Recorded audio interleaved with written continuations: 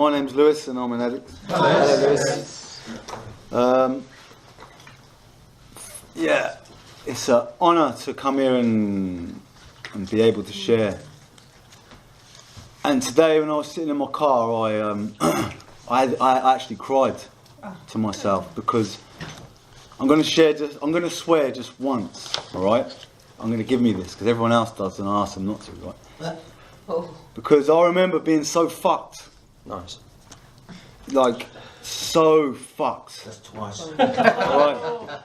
You once. That it was just, you know, I was in the hospital with a bad accident and I'd writ everyone off. I'd effed everyone over so much that they weren't even visiting me in hospital anymore. Do you know what I mean? I'd pissed them off that much. That they wouldn't, you know, and I was 22 or 23 and I just remember thinking there in the hospital that my life is over. I must have weighed like 9 stone, 8 stone. I was on so much meth and painkillers that I didn't know what day it was, you know. I'd wake up and I'd pissed the hospital bed. I was so, and you know, that kind of time and living in the night shower and getting kicked out of the night shower and that kind of period of my life there, 22, 23, 24, something like that. It never leaves me. Do you know what I mean? You know, it never leaves me. And today, and I've sat there and I thought, from then until 10 years later, it's like a miracle. It's unbelievable. You know, like many of us. You know, I mean, it's not just me with this story. You know, a lot of us has the same kind of story. But it's like what I've been able to do in that 10 years is what blew my mind sitting there this morning. You know, what this, you know, because I have no doubt that it's only due to being a part of this fellowship for me. It's only due to that reason. You know what I mean? It's not nothing like I've done myself. You know, that I've been able to get a life that is beyond what they say. You know, it's beyond my wildest dreams. You know, and if you're here today, Liam, I just picked up a black keyring and you picked up a white keyring. You know, like your journey's just going to start. You know, mine's been going a while, and from that time there till this time there, if someone would have told me that, and if you know, if I was sitting like when I was, you know, someone would have said in the next 10 years, if you do these simple things every week, and they will say you're going to do this and this all the next 10 years, I would never believe them. You know what I mean? I would never believe them. Because, you know, I was just hopeless at everything. You know, I couldn't keep a habit going. I would get nicked stealing cheese and like houses. I used to nick that. You know, I was hopeless. I couldn't keep a habit going. You know, I couldn't even sign on. Couldn't even keep a gyro junkie alive. You know what I mean? Because I couldn't get down here to sign on. If I did, people would be waiting for me, or the police would be waiting for me. So it was just, I didn't even want to go there to sign. Remember, I used to sign on years ago. Go and sign on, they'd give me 80 quid 3 days later. I couldn't even be a gyro junkie. You know what I mean? It was just petty, you know.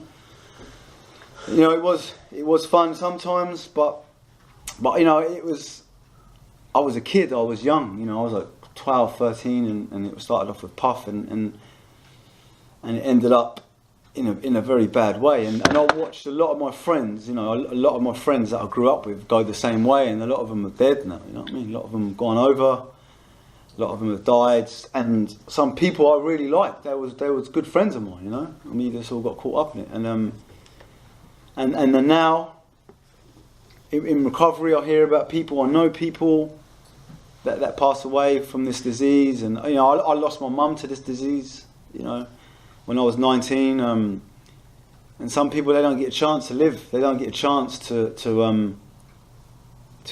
get what we've got, do you know what I mean? And it's for that reason that, like, it's for that reason I think I've managed to stay clean all these years, because I've never left the program. You know what I mean? I've never left the fellowship ever. You know, I've travelled, but even then I was going to one meeting a week in a temple. You know what I mean? With 2 other people. But that was a meeting. We had literature, and it worked. It kept me, you know. And we'd sit in this temple. It'd just be one other American guy and another woman who comes to this meeting once or twice. I'm going to say her name. Her name's Joanna, and she's a lovely lady. And we used to have our meetings in this temple in Thailand for 3 months. You know what I mean? That's how, you know, on this island. That's how long I was there, on this particular island, and that was enough for me. You know, that was enough. I was to speak to people, and thank God for the internet these days. Thank God for social media. I was able to Skype my sponsor, or speak to my mates, and WhatsApp and call my mates in recovery. And by doing all of that, you know, I managed to, you know, it wasn't even I managed to stay clean. It was like I managed to, like, enjoy myself to the max. You know, the fruits of this recovery I was able to do. You know, because like it says, you can go anywhere. You can go anywhere with this program. You know, as long as you're on solid spiritual ground, you can go anywhere. And that's what I did. I went anywhere. You know, I went anywhere, and I found myself in this. You know, when I look back, sometimes I think I said the other day, I think to myself, "Geez, how did I stay clean these times?" You know what I mean? Because of the things I was doing wasn't exactly right, or wasn't exactly spiritual, or whatever. But that's my journey. That's my mistakes I have to make. You know what I mean? It's, you know. Not that I was doing things bad, it's just that sometimes I found myself in situations where I would rather not have been in, you know. When, like, yeah, I'm not really going to go into it too much. But, just, you know, it's just like, one time I considered, I'll be honest, not that I had an obsession, but I was in Thailand, and there was I was with a Swedish girl, and she was high in MDMA, and she was offering me some, and I thought, if I take some with her, it's going to make the whole night a lot better. That's what my mind was telling me, right? And I swear to God, for a split second I actually considered it, but then that thought got flushed out by what would come. I don't think I would have made it out of Thailand again. I would have probably been in the Hilton forever. So, like, and you know what, as a result of not using that night with her, I was with her for a little while, and she said she couldn't believe that I stay clean and sober amongst all of this. And I thought, you know, what a thing, you know. And I was able to experience stuff, you know. And you know, I dropped out of school when I was young because we was using in school. We would go in and just get high, and you know, get high and stuff like that, and get drunk, and it was just a joke, you know what I mean? We thought we was funny and clever and we'd show off, but really, we was, you know. And then I found myself on the sweatbox watching my friends, because in Portsmouth, that's where I'm from. Yeah, I'm not from London. And I used to think I was, right, because I used to hang around with so many Londoners, yeah, that, like, I thought if you're not from London, then people will think you're a dickhead, you know. So, like, this London accent emerged, you know what I mean? And I'm trying to phase it out over the last few years, anyway. But anyway, I used to watch my mates get off the bus from college and go home, you know. And I used to be sitting on the sweatbox on the way to Reading Young Offenders Institute, where I spent most of my teenage years, you know what I mean? And I used to wish I was them, you know, because then I remember my friend, and I spoke to him today because he's also a plumber, and we spoke about something. We used to get high at the weekends, you know. We used to take ecstasy and we used to get high all weekend. But Sunday night, he would go, "That's it, I've had enough, I'm going home." Oh, why? I've got college in the morning. I'm like, college? What do you mean, college? I said, well, I'm going to college. I'm going to be a plumber.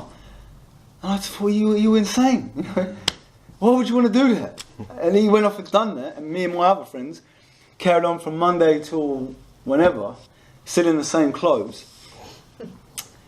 And then I used to see him get off the bus and go home, where we used to live, and I'd be on the sweatbox. Because the police station, the school, and my block of flats were all next to each other. They were all like that. Portsmouth is a very small place, you know what I mean? And anyway, when I used to be out, I used to go out back to where I'm from, and I'd see my friends, the ones who didn't, you know, the ones who could stop. They'd have like D&G jeans on and Ralphie shirts, and they're going out to a party and that, you know, and me and my other mates would be going to school, and he'd be showing me all these clothes and that, and I'd be like, fuck. And he'd be like, where are you going? And I'd be like, oh no, it's just over there. Like, and I just felt, it just killed me. I just felt terrible, and because all I wanted to be was one of the boys, you know, but without all the consequences, like without ended up in prison all the time, or ended up with nowhere to live all the time, you know. My mum used to kick me out every week, or she'd find me. I would sneak in just to go to sleep, and she would come in and find me and kick me out. You know what I mean? And I've shared this before. In Portsmouth, the train stops there. You know, that's the last stop. But you know, the old slam door trains, they're not like the ones now. You press the button, you just slam the door, and they're closed. So I used to climb the fence and sleep on the train, because you just open the door and they'd have the seats, wouldn't they? So I'd just sleep there. I'd have my bit of Jimmy, and that's what I was doing at 17 years old. You know, living the dream, you know, like real, like glamorous stuff, you know. So that was my using. It was pretty shit, you know what I mean. And that's the way it continued until I was, as I said, 23, 24, until I got a taste of this program when I was 19. I come down to Bournemouth, and I was just glad to be away from Portsmouth and be off the gear. But I had ideas of drinking still, you know, because that's what 19-year-olds do. And when I did that, you know, I just ended up getting paralytic and either getting nicked, getting knocked out, or whatever, you know. And just that's what I did every time. I just used to smash myself. And I went to Weymouth. I went to a treatment centre in Weymouth. I got about a year clean, or 16 months clean. And I was on borrowed time, really, because I wasn't doing anything. You know, I was just on borrowed time. And something happened. I was working in this restaurant. I was at college, but I was working in this Italian restaurant, washing the dishes, you know, after sort of college. I think the guy said something to me. I got the hump and went unused.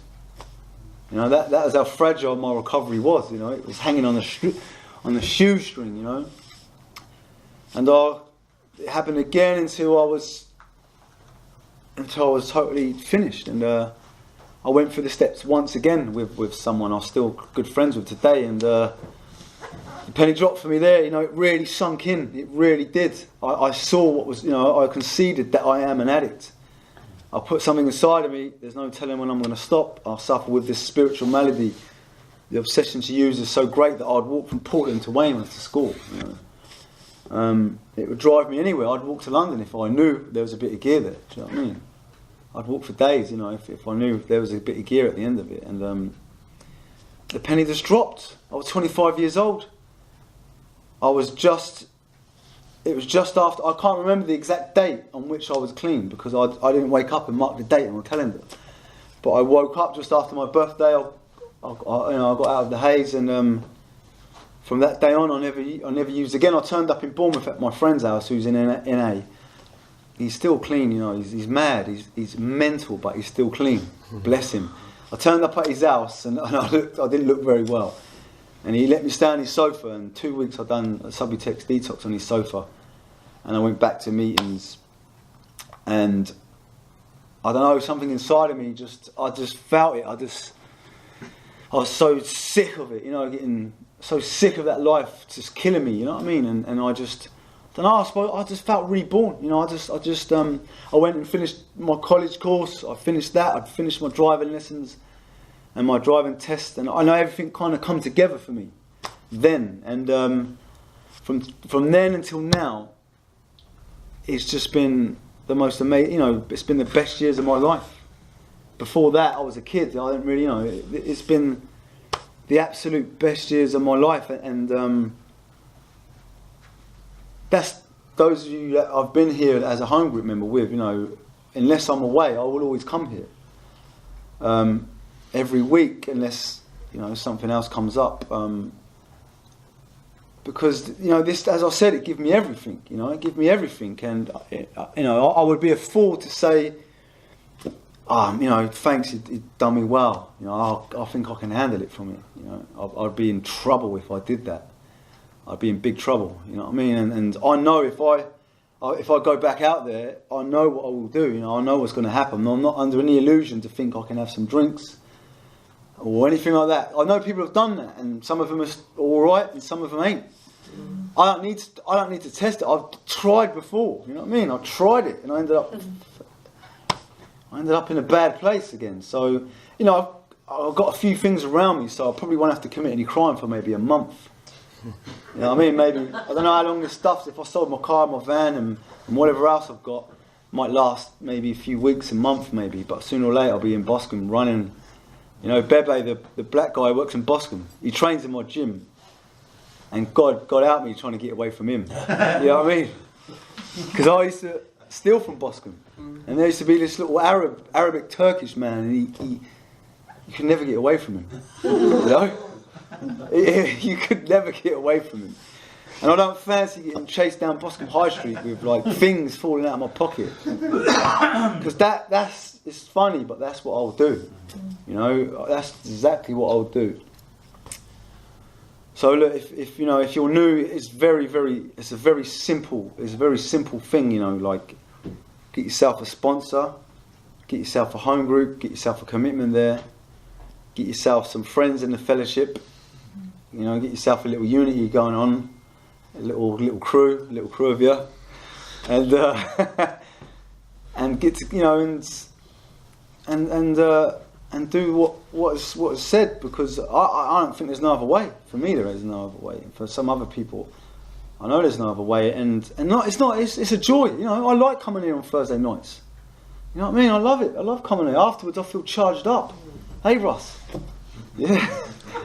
I feel lit up when I leave for a little while. You know. And what a joy. You know, like me and Christian and a few others, we went to some conventions, as you know, in Denmark. I went to Brazil, travelled all around there. I went to loads of places doing this stuff, you know, and what it gives you, and what the little I do for what I get, it just doesn't balance out really.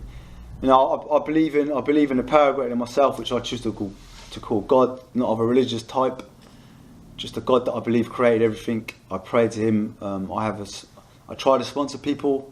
I have a sponsor at the moment. He's still clean. You know, we're getting somewhere, and I'm a happy customer. You know, it's given me my life back, and I'm very, very grateful for that. So with that, I'll leave it there. Thanks. Thanks, Lewis.